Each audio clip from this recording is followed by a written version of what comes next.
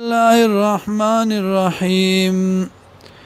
وقالت اليهود او يهوديان ليست النصارى چندي سايان على شيء پس دين باندي.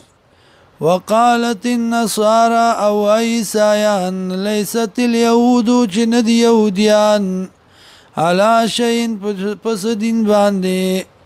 وهم يتلون الكتاب وديل والكتاب لرا كذلك دارنگي قال الذين وباغ كسانو لا يعلمون چنپويدل مثل قولهم بشاند وينا ددي. فالله فاسأل يحكم في سلبو کی بينهم پمنز دي کی یوم القیامت پرز قیامت فیما فاغس کی کانو چودی فی پاغی کی یختلفون اختلاف کون کی.